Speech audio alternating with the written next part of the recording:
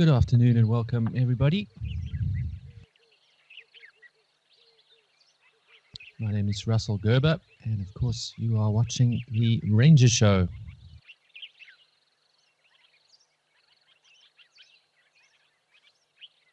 I'm with you for the next half an hour. We're going through the live cameras, checking out what we've got hanging around at the water holes around the country.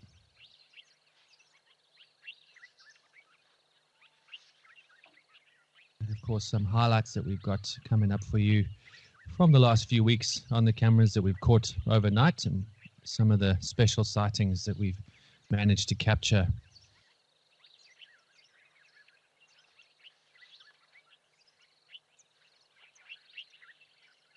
So thank you for joining us, everyone. If you are watching out there, do send us a hi in the message box below.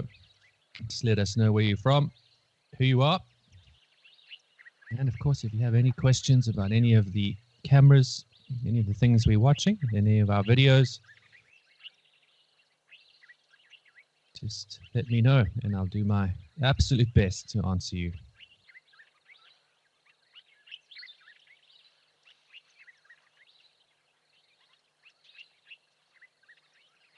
And of course, starting out today live at Tembe.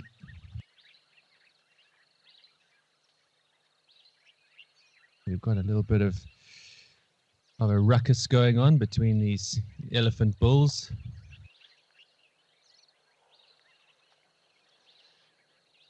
Not uncommon to see this sort of behavior around the water holes.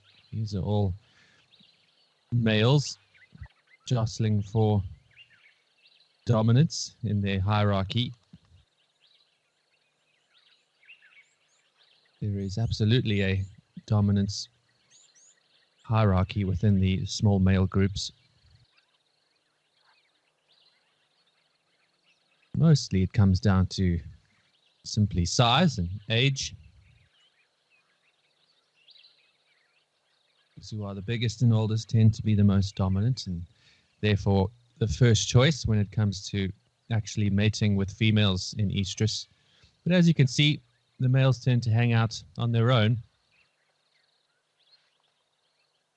away from the rest of the herd. The females, which are very much female dominated matriarchal societies, they don't tend to tolerate the older mature bulls in and around the herds permanently. So you mainly find that the water holes like this one are your social gatherings for elephants.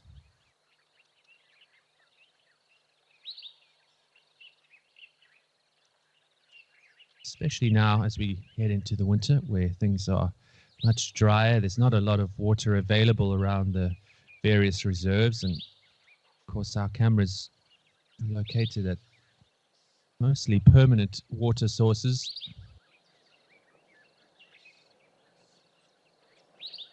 So we have the great benefit of getting a lot more wildlife action on the cameras in the drier months. But of course, it's always live. You never know what you're going to get.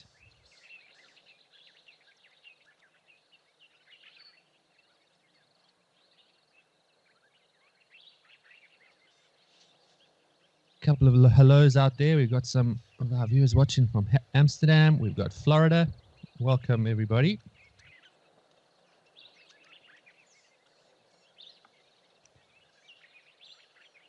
Always a pleasure to have you with us.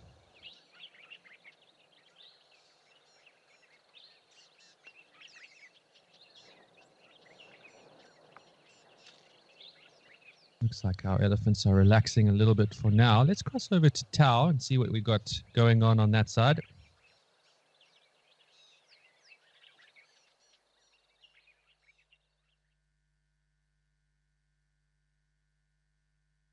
It looks like the great numbers of zebra we've had around the water hole are continuing to arrive and keep us entertained.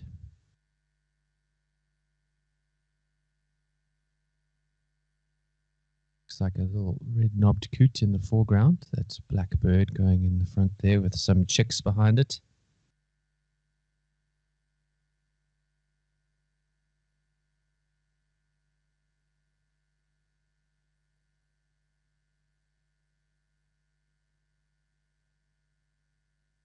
And it looks like the ever-present Egyptian geese on the left-hand side there.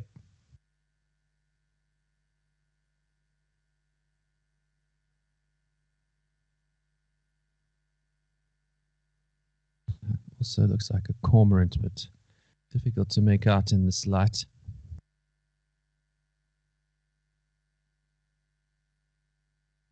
The bigger herds, we just here a moment ago and seem to have moved off. We got another hello from Liverpool in the UK. Welcome. Welcome to the show.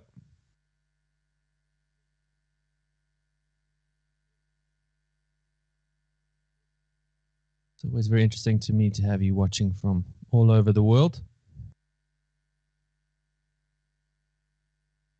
So thanks for joining us as always. I tell you what, while we're looking around and see what's going on here at Tau, let's have a look at some of our highlight videos. We really have had some great luck over the last few weeks. And quite a lot of action here at Tau.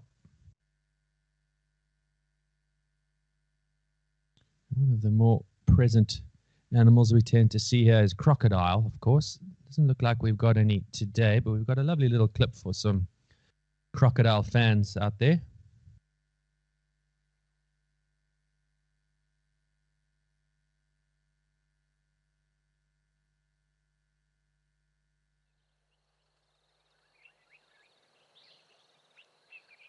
Now this one taken at night, as you can tell.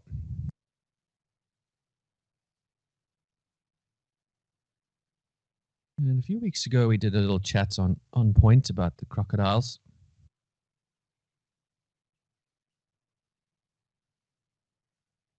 Talking about all the various aspects of their behavior. And not in this particular instance, but it made me think of some of the video we watched, but that it's likely we'll start seeing some of the females digging nests as we get into the winter.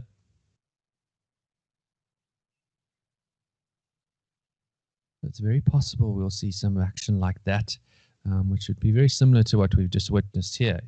You know, the adult individual moving off not too far away from the bank, but often under a little bit of cover, digging a hole and then laying her eggs in that hole, then thereafter covering it up again. And she'll often hang around that that little nest hole for the entire time that the eggs are there. So if 2 or 3 months, she'll actually be right next to the nest and protecting it as much as she can from any potential predators.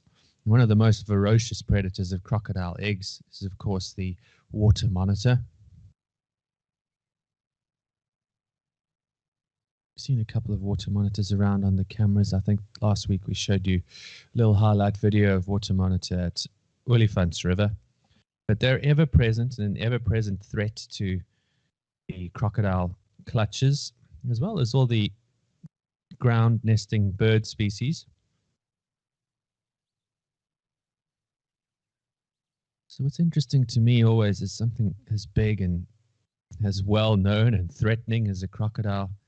You know, one of its major enemies is a much smaller reptile that is responsible for the loss of a huge number of eggs for crocodiles here in Africa.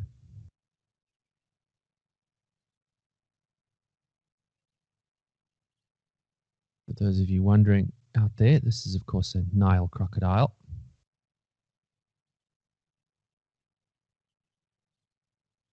Quick little shout out, hello to Seth from Ghana. Thanks for joining us. We've also got Philippe in France. Welcome.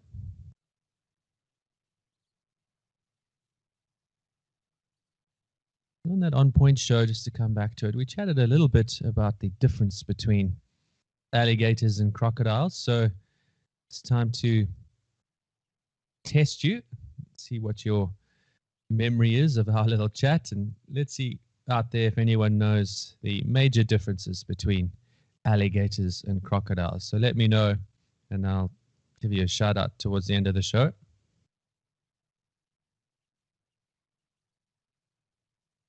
But a lovely little clip of this crocodile at Tau. That reflective eye always looks so ominous.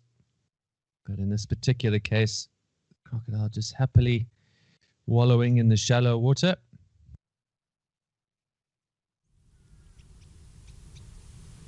Always a pleasure to be able to see them up close and personal like that. We're back live now. This is, of course, at Cat Eye, it looks like, and we got a couple of Egyptian geese.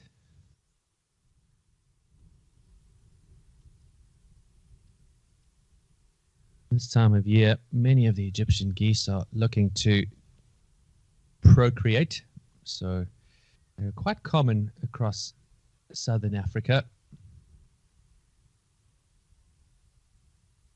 Many suburbs around the country. In South Africa, people will be noticing the noisiness of these birds around this time of year. And it is all about the males trying to get the attention of the females. All the courting behavior that's going on before mating will actually take place.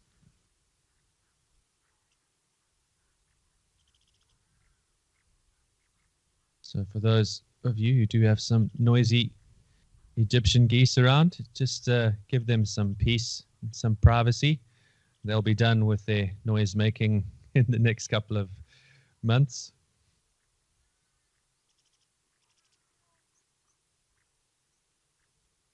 But we're quite spoiled being fortunate enough to see these beautiful birds all over the country at most permanent water holes.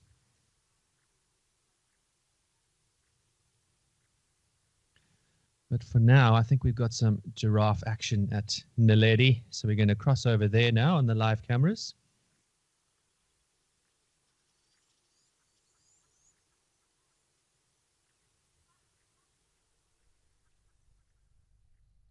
I imagine it's escaped our view as we've crossed over.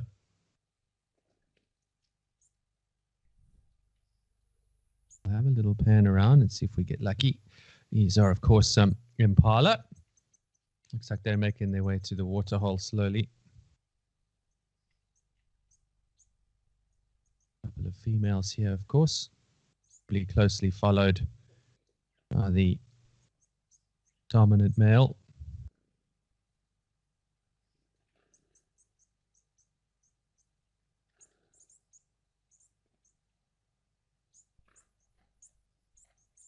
Have a little pan and see if we get lucky enough to catch that giraffe.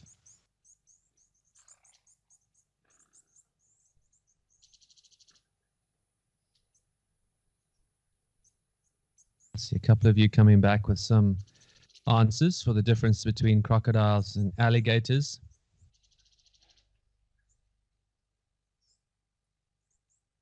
Now, no cheating out there.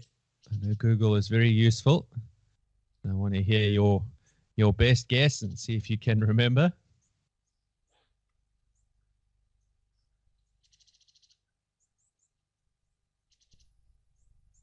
But keep them coming.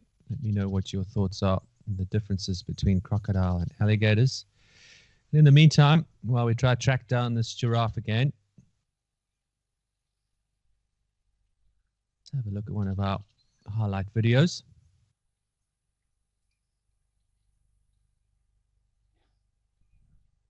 And another one from Tau that I thought was really interesting. This was a beautiful group of elephants at Tau. There's our giraffe hiding in the thicket. See if we get a better view of him in a moment, but let's have a look at these beautiful elephants. We've been getting such amazing sightings of elephants at Tau. I know many of you have been watching the cameras closely.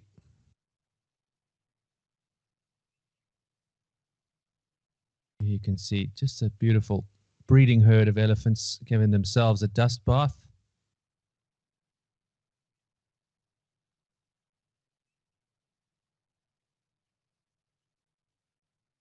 It's very common to see that after the elephants have been to the water.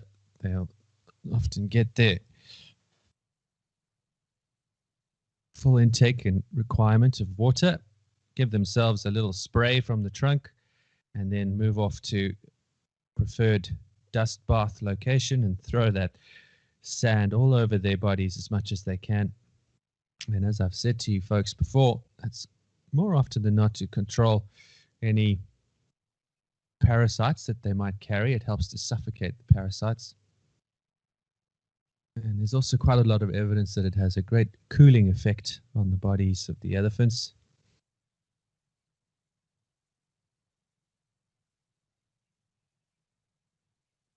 I know that it is winter down here now, but we still will reach temperatures comfortably above 30 degrees Celsius in the heat of the day.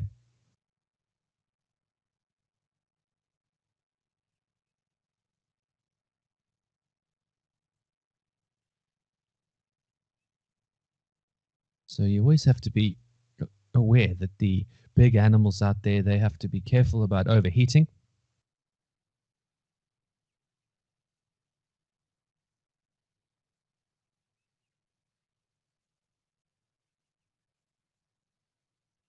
Especially the younger ones, who you'll find situations like this too as you watch the herd walk away here. They'll often keep her shaded, and you'll see that the youngsters will walk in the shade of the parents as they go. And when they're standing still out in the open, once again, that young female or the young elephants will often stand underneath mom or their aunties.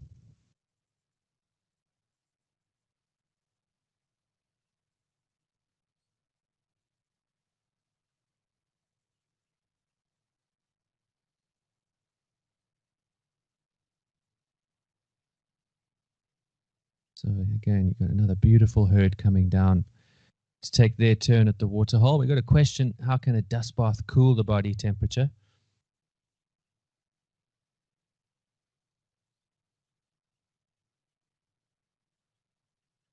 And it's a very good question. In areas where it's available and there's more clay soil, you'll see the elephants, for example, at Tembe, will often utilize mud rather than the sandy areas. So they'll give themselves a mud bath, which makes much more sense when it comes to keeping cool.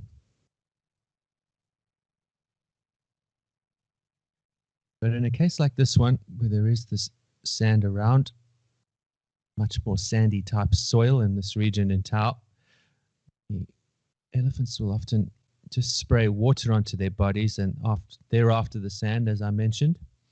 And that will then form an almost cake of mud, and it will allow the inside layers of that mud to stay damp and cool, whereas the outside will then be almost dry.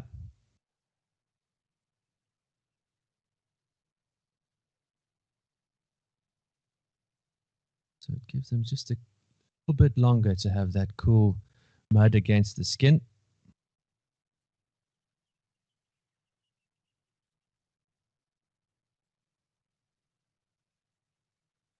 So that is the theory behind one of the theories behind the dust bathing behavior of elephants in any case.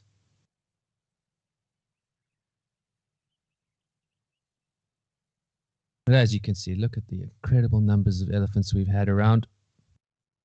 And this is just continuing at Tao as well. So lovely little video, and thank you for your questions. It's a good point.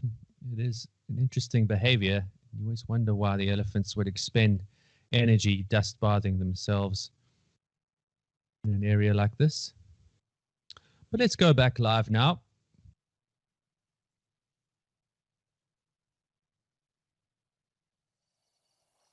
Going back to a live camera from Olifantsriver.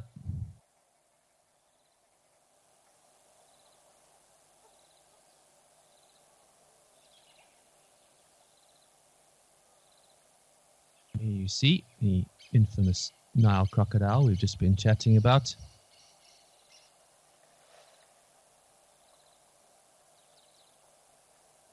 This looks like a fairly sub-adult or young-ish crocodile. Of course, they can live up to 80, 90 years in some cases.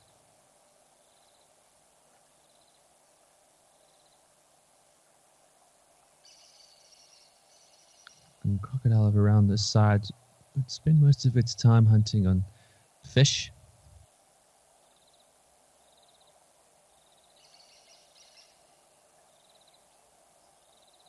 Not so much the bigger mammals that they, of course, we've seen all those famous videos of them hunting and grabbing antelope by the side of the river.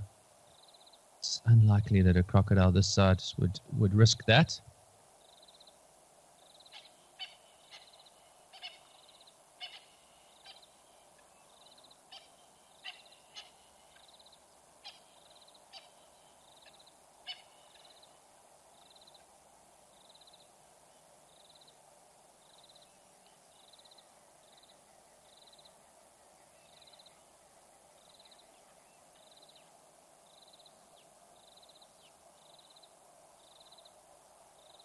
It's always so wonderful to watch how still they are, how patient they are.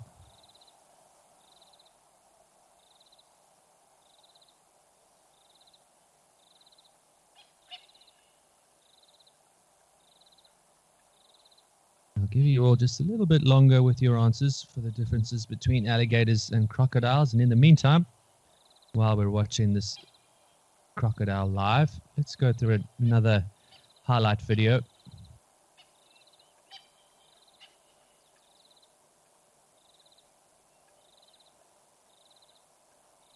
And this one, which was quite a popular sighting, it was cheetah that we got on camera out in Koro.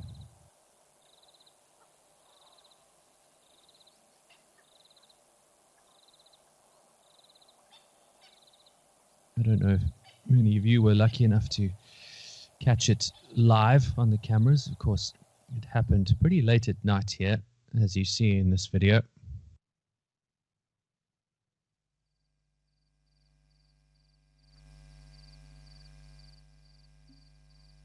And this is a solitary cheetah.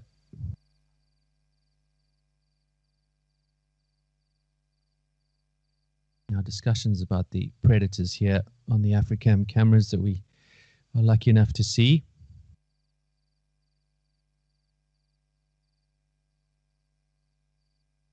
Of course, you'll remember we chatted about the fact that cheetah tend to be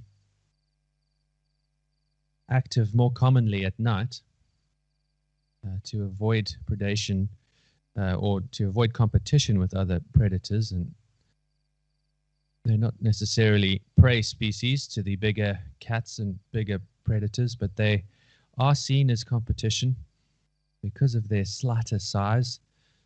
Certainly nowhere near as heavy, powerful, and bulky as the other iconic predators of Africa.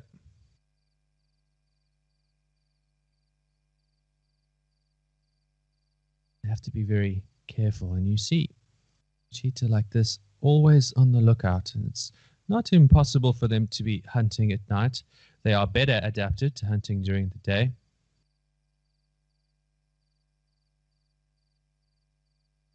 But it's unlikely they don't want to attract any attention to themselves. The other big predators, especially lions and hyena and leopard, much more active in the late evening and at night. Of course, all three of those species are a potential threat to cheetah. So even something as simple as coming down for a drink of water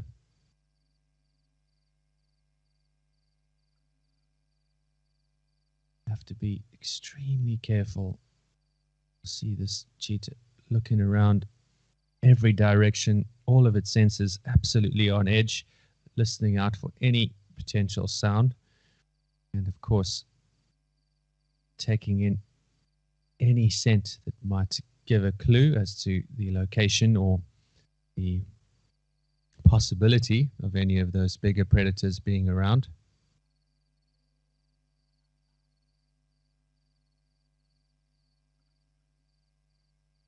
But a really special sighting, and certainly something we're not so lucky to see all the time.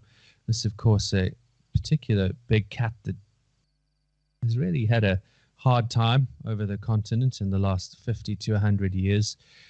As I mentioned, they tend to get overwhelmed by the more dominant predators.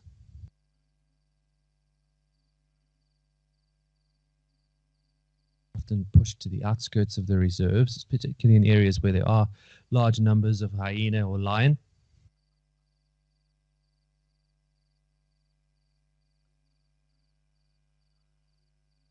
Because of that, we just don't get or we're not fortunate enough to see them as often as in other areas.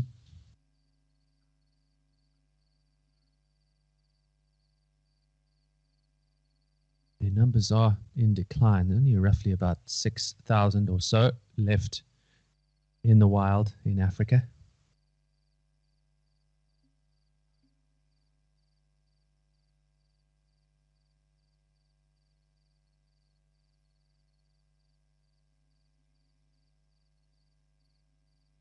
Of course, an animal that is perfectly adapted for speed because of all those adaptations. Skinny, long legs, much more slender, streamlined body, smaller head.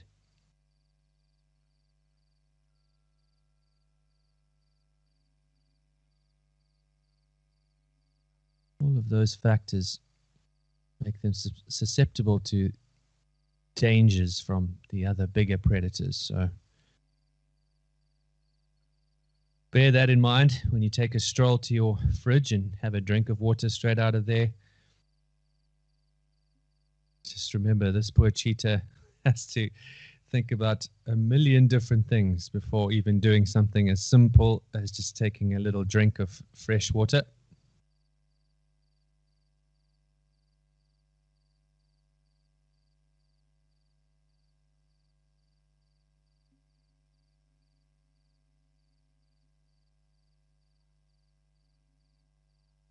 So it's not just the poor antelope species that have to worry about those potential dangers.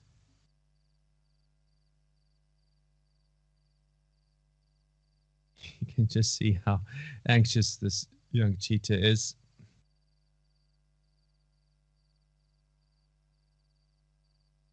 I must say, I can't tell from this angle if we're looking at a male or a female here. Looking at the general size of the head, though, looks like it's likely to be a solitary female. The females tend to spend more time alone unless they have cubs. Males are often in small coalitions with other males.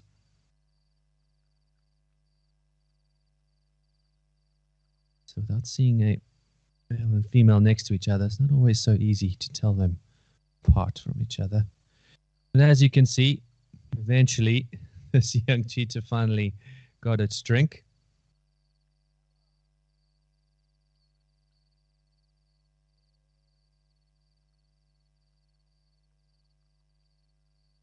And after this, actually hung around the waterhole for a little longer and then moved off into the thicket, probably to find a more slightly covered area, keep them out of sight from those other big predators like I mentioned. So yet again, another wonderful sighting caught on our cameras at night.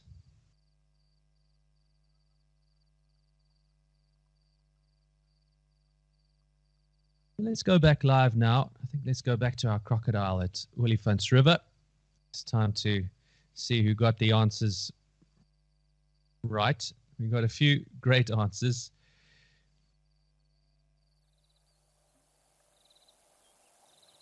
First and foremost, we had crocs, usually more pointed snout, and there was something with the teeth in the lower jaw being visible from the outside. Yes, that's true. Next answer was, I think you can see their teeth sticking out of their mouth, but not the other. And then alligators have flatter, broader snouts. They're also prone to prey on their own. They are wandering all over Florida at the moment, looking to breed. That's obviously Pat from Florida. Thank you, Pat. Alligators only found in the States. And we've got a few more answers about the sharp heads of crocs. And that looks like about it. So, yeah, you folks are pretty much on the ball. The biggest differences really comes down to the snout. The alligator does have a much more broad and rounded snout, not quite as long and slender as the crocodile. And because of that broader size of the snout, the teeth pretty much all tuck away underneath the jaw. So the crocodile has a much more toothy grin. The teeth actually stick out because of the slender snout.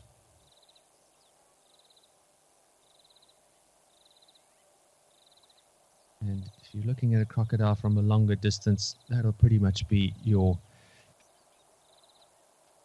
easiest way to tell the two apart.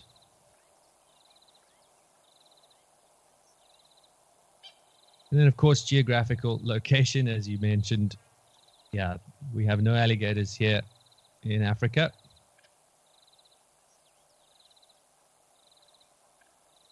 So unless one has escaped from Florida into the waters of the Kruger National Park, it's very unlikely we're going to see alligator here on our cameras.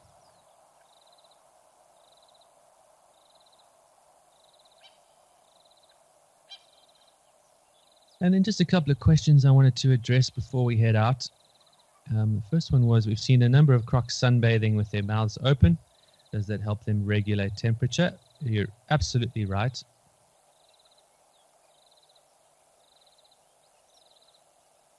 Crocodiles are, of course, ectothermic, which means that they rely on the external temperature to adjust and maintain their internal temperature. And because of that, if they get too hot, they'll often do is actually open the mouth to release some of that heat from their bodies.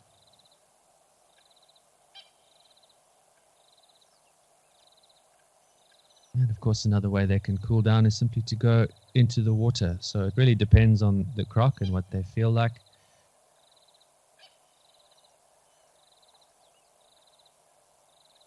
For the most part, that is why you will see a crocodile with its mouth open. And then one more question. Poaching elephants and rhinos is well known. Are crocodiles victims of poachers too?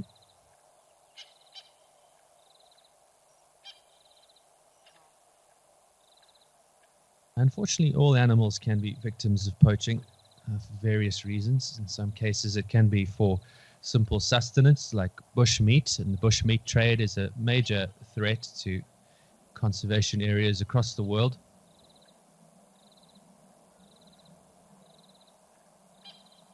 It is, of course, then the valuable product, and one of the things crocodiles are known for is that the skin is quite popular in various leather products and fashion around the world.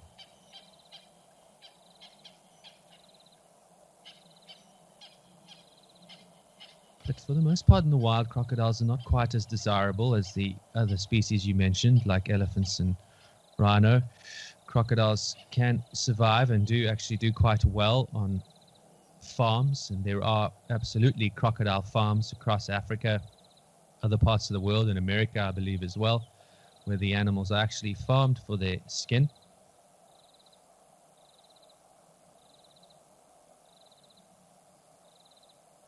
So, though it's always possible, and all the animals can be victims of poaching,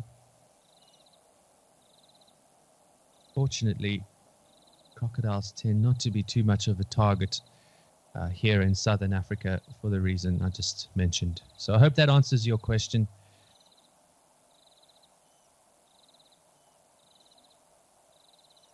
But from all of us here at Africam, it's unfortunately the end of the show. We've run out of time. But as always, thank you so much for the questions and engaging with me. It's my pleasure hanging out with you every Tuesday. We'll be back again next week, Wednesday, for the On Point show. And this week, we've still got, of course, the Rangers show coming up on Thursday with Phil Stepney.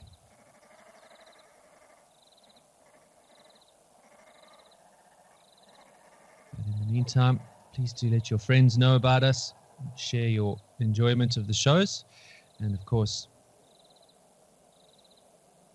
let everyone know about the cameras, to keep our eyes on those cameras and see what we can find. And the more people we've got out there enjoying them, the more we have the ability to spread into different parts of the continent, get even more eyes on the ground out there. So thanks as always, folks. Have a great week. I'll see you all again soon. Cheers for now.